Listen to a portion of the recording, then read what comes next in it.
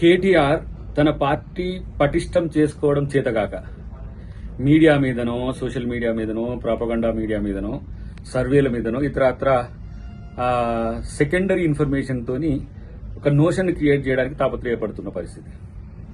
రాసుకోండి కేటీఆర్ గారు, 2034 వరకు రేవంత్ రెడ్డి గారు ముఖ్యమంత్రిగా ఉంటారు, కాంగ్రెస్ పార్టీ ముఖ్యమంత్రిగా ఉంటారు. అటు తర్వాత కాంగ్రెస్ పార్టీని గెలిపించినా తను కేంద్ర రాజకీయాలకు పోతాను పదే పదే నమ్మకంగా భరోసాతో చెబుతున్న దాన్ని చూసి తట్టుకోలేక ఈ పిచ్చి ప్రయత్నాలన్నీ చేస్తున్నారు. ఎవరో ఇంటెలిజెన్స్ వాళ్ళు ఎవరో చెప్పిందని, 2 మీడియా సంస్థలు ఎవరో చెప్పిందని, 2.5 సంవత్సరాల తర్వాత కాంగ్రెస్ ప్రభుత్వం మీద ప్రజలు నమ్మకం కోల్పోయిందని ఒక ప్రచారాన్ని ఇప్పటి నుంచి మొదలు పెట్టడం ద్వారా తొందరపడి కోయిల ముందే కూసినట్టుగా కనిపిస్తుంది తప్పితే దాంట్లో లాభం ఏమున్నది? మీ జాతకం, మీ భవిష్యత్తు చెప్తే రాసుకోండి. మీరు బీజేపీతో కలవడం తప్ప మీకు ఇంకొక మార్గం లేదు. ఇప్పటికీ మీ రాజకీయ భవిష్యత్తు బీజేపీతో ఆధారపడి ఉన్నది కాబట్టి అంతో ఇంతో కొట్లాడి బార్గైనింగ్ పెంచుకుని సీట్లు ఎక్కువ తెచ్చుకోవడానికి పోటీ కోసం చేస్తున్న ప్రయత్నం తప్పితే కేసీఆర్ బయటకు వచ్చేది లేదు, రాజకీయాలు చేసేది లేదు. కేసీఆర్ రానే రాడు. కేసీఆర్ చెప్పిన మాట మీద ఉండి ఇలా హాయిగా ఫామ్ హౌస్ లో ఉన్నాడు. ఆయన పేరు చెప్పి మీరు బలపడటానికి చేసే ప్రయత్నంలో భాగంగా నువ్వు మీ బావ కొట్లాడుతున్నావు. ఒకవైపు నువ్వేమో మీ డాడీని సీఎం చేస్తే బయటికి వస్తాడు, సీఎం చేస్తా అంటున్నావు.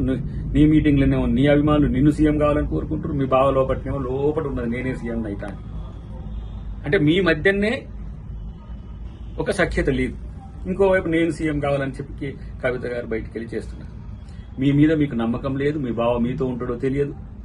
మీరు ఏ పార్టీతో రేపు కలవాలో మీకు ఇంకా అర్థం కాలేదు. కాబట్టి ఇలాంటి సందిగ్ధ పరిస్థితుల్లో ఎటు పాలుపోక చేసే స్టేట్మెంట్స్ గా, లేకపోతే కన్ఫ్యూజన్ లో కలుపుకుంట కుటుంబం అనే స్థితిలో ఆలోచిస్తున్నాం తప్పితే రాజకీయ భవిష్యత్తు తెలంగాణలో ఎప్పుడో ప్రజలు బండకేసి బాధారు. కాళేశ్వరం ఒక్కటి మిమ్మల్ని కూల్చిపడేసింది, అదే కూలిపోలే, మిమ్మల్ని కూల్చిపడేసింది. మీ అవినీతిని బయటపెట్టింది, మీ యొక్క రాజరికాన్ని, మీ యొక్క నియంతృత్వాన్ని ప్రజలందరూ చూసిండ్రు. కాబట్టి ఇంకా మీ మీద నమ్మకం ఉంటుందని చెప్పి అనుకోకండి.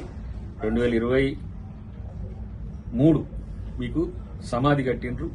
ఎట్లా పశుపతినిగా అరుంధతిలో సమాధి కట్టిండ్రు. ఇంకా మీరు వచ్చే పరిస్థితి లేదు. వచ్చినా మిమ్మల్ని ప్రజలు బతకని అనే విషయాన్ని గుర్తుపెట్టుకుంటే మంచిది. ఈ ఉత్త డాంబికాల కోసం, మీడియాలో ట్రోల్స్ కోసము, ఏదో రోజువారీ వార్తల కోసం మాట్లాడేదానికంట కనీసం పార్టీ కొరకు సిన్సియర్ గా ప్రయత్నం చేసుకుంటే కనీసం బతుకు ఉంటుంది. ఆ విషయం గుర్తుపెట్టుకో.